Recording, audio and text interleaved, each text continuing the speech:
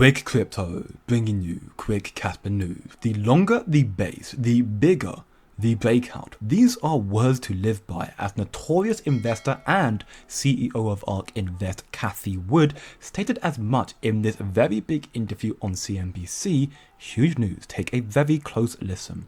This trading around, this trading range, you as a trader and investor, but as a trader also, understand that when you build a base like that, one of two things is going to happen. It's either going to break down, and that's what a lot of the bears have been betting on, and they've been throwing everything at it, or it's going to break out. Clearly, we believe is going to break out. And the longer the base, you say 5 years, the longer the base, the bigger the breakout. So we're really looking forward to that. Now, while she is referencing Tesla stocks here, the very same principle can be applied to any form of investment. The price, of course, will only go one of two ways. It will go down or it will go up. And in my opinion, with Kaspa holding this level of support of around 10 to 11 cents for over a year, and with what catalysts are incoming for Kaspa this year, this month, potentially within the next 2 weeks as well, I believe, not financial advice of course, that there is potential for Kaspa to start rallying in price. And as Cathie was confirmed,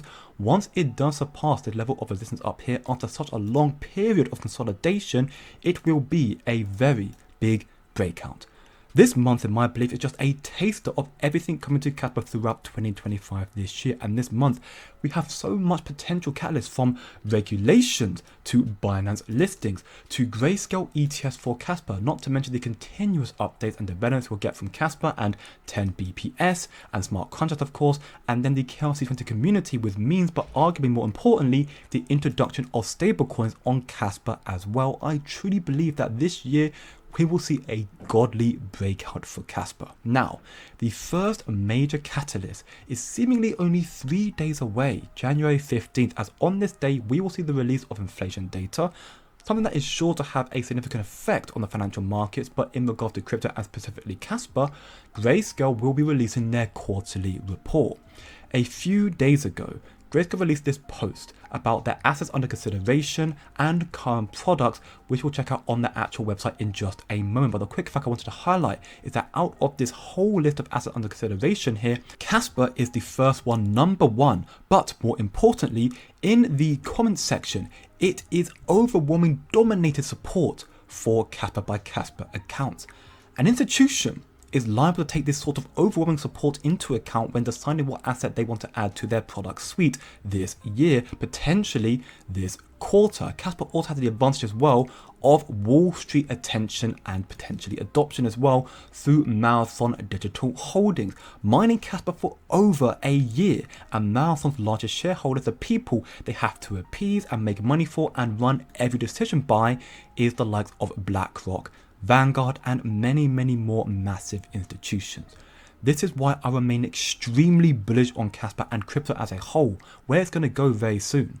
And we plan to make the most of this opportunity. We have a free Discord server that is definitely worth checking out, and we also have right now a 7-day free trial period to those who sign up to the executives.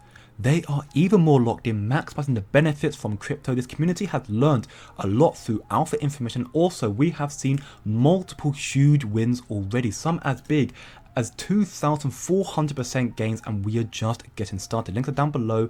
Come check it out. But now, in regards to the potential of Kaspa ETF this cycle, while nothing of course is guaranteed, spirits are very high that we should see Grayscale add Kaspa as an asset that will have ETF this cycle, and some believe we could potentially see this happening on the 15th of January, because Kaspa is the only asset categorized as a currency that is under Grayscale consideration. And as we can see in this paragraph in particular here, we aim to update this list as frequently as 15 days after quarter ends, as the crypto ecosystem expands and the Grayscale team reviews or reevaluates additional assets. So January 15th, quarter ends, we should be seeing an updated list of this right here. But interestingly as well, this Grayscale blog also states right here following that the list below is as of January 9th, 2025 and is subject to change intra-quarter as some multi-asset funds reconstitute and we launch new single asset products. So this is highlighting that while Grayscale aim to update 15 days after the quarter ends,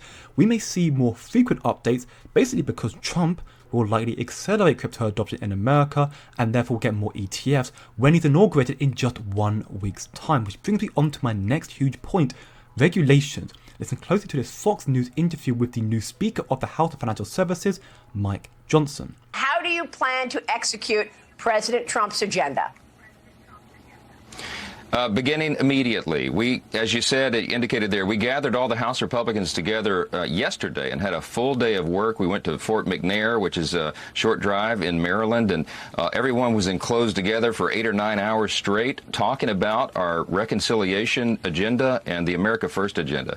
You know, we're 15 days out from the inauguration of President Donald J. Trump for his second term, and we want to make sure that we're jump-starting the agenda now over the next 2 weeks so that he's prepared and ready on day one. We have a lot to do, as you know, and we've been putting all the plays together and figuring out the sequence of how we're going to run those plays, and we're really excited about it.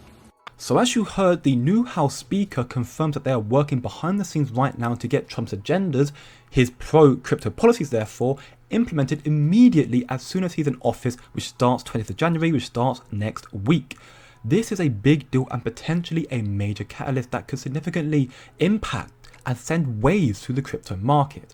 I highlight this post though because it is important to note that regulations are of the utmost importance in this new crypto financial sector, and it is assets and projects that are compliant with regulations that will gain market share, something that institutions like JP Morgan have stated repeatedly and those in the executive community are learning more and more about every day. This is why I believe that Kaspa has a very, very strong foundation, a finished proof of work project like Bitcoin, therefore a commodity, therefore compliance regulations. Also, the KII announced they are working on a regulatory roundtable group with experts from the United States, from Europe, and from the MENA region to make sure that Kaspa is compliant with regulations from day one. But then there's also the potential for Kaspa to be given a global forum to interact with regulators and policymakers, thanks to the INATBA, who will be announcing their winner of the most exciting DeFi solution of 2025 on January 29th this month. There is honestly so much coming to Kaspa that it's hard to keep a lid on everything at times, but the biggest price mover of course right now will be tier 1 listings, as Kaspa lacks the institutional adoption. Retail and exchange listings are the market movers, and that is why everybody is anxiously awaiting for the Binance Kaspa listing, one that is speculated to happen very, very soon. The biggest reasons for why is because of something Roy O'Neill of the KII confirmed in a Kaspa roundtable discussion 2 months ago. Take a listen. For example, with Binance, Hold on everything's ready. Everything's integrated and ready. Integration is already done, so it really just comes down to timing whenever Binance are ready to list Kaspa.